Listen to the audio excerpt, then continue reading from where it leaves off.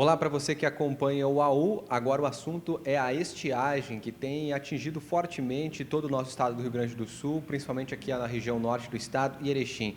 Eu falo sobre a situação aqui da capital da Amizade com o secretário municipal de Agricultura, William Rakoski. Secretário, como é que está a situação da estiagem nesse momento que a gente vê aí um agravamento da situação em todo o estado? Infelizmente a gente está passando pelo terceiro ano consecutivo de severa seca, né? Essa estiagem que vem assolando aqui nosso estado, em função também do fenômeno Laninha, né? Que faz com que diminua as chuvas aqui na nossa região. Infelizmente a nossa cidade está sendo bastante afetada em função da seca, principalmente a agricultura, né? Já tivemos perda que chegam a torno de 60% na cultura do milho. Temos a cultura da soja em pleno desenvolvimento, mas a gente já nota perdas ao redor de 25%.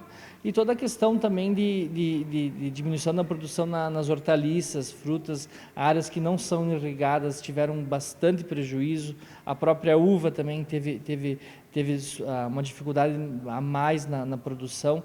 E o agricultor muitas vezes acaba meio que se desanimando em função dessas secas. A gente está na expectativa que chova, né? Agora nesses dias.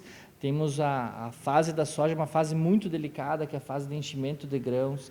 Então, e a cultura predominante que é plantada aqui na nossa cidade.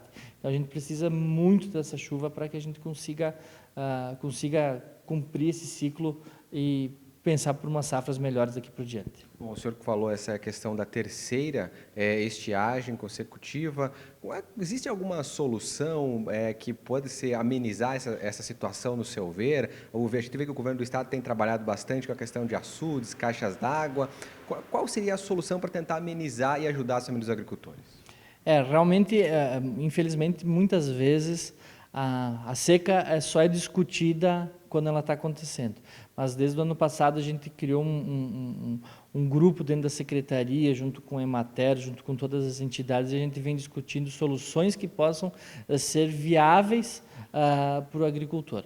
Então a gente está criando um programa de reservação de água, porque poços artesianos é sabido por todos que infelizmente um terço deles vem secar em pouco tempo.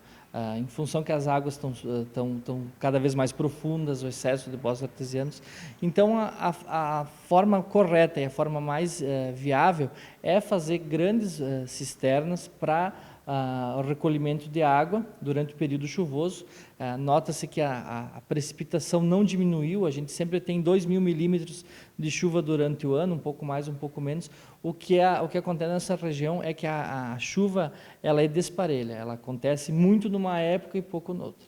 Então, a gente já está incentivando os agricultores que têm interesse em colocar essas cisternas. Não é uma cisterna do modo do Nordeste, são grandes cisternas com geomembrana, que ela é coberta, que conseguem armazenar pelo menos 100.000 litros, até 1 milhão de litros. O custo dela não é tão alto.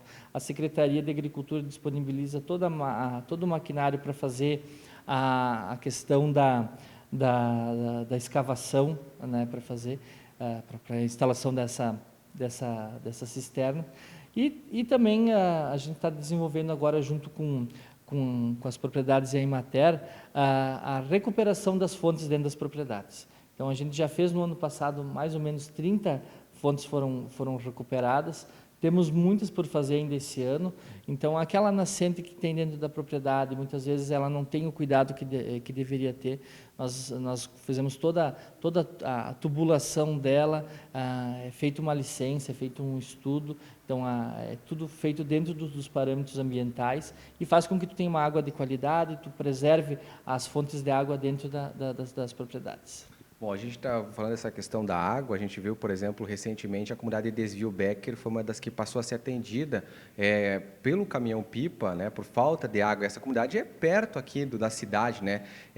Como é que está os números de atendimento do caminhão-pipa aqui na cidade? Tem aumentado o número de pedidos? Isso, eu conversei hoje com o coordenador da Defesa Civil, o Mânica.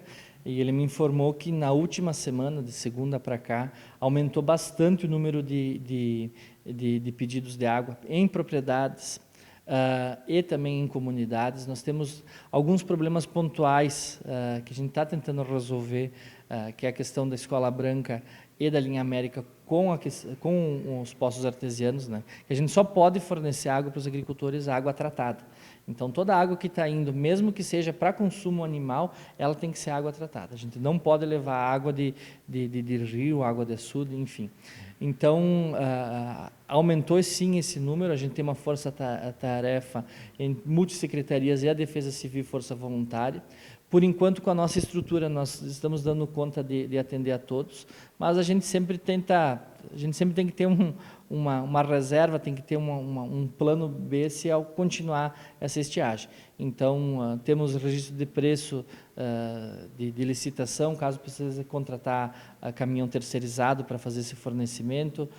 Temos a condição de aumentar a nossa frota com tanques de inox em cima dos nossos caminhões próprios da prefeitura.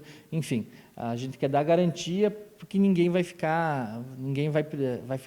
propriedade vai faltar água, que nenhum animal vai padecer em função dessa falta de água.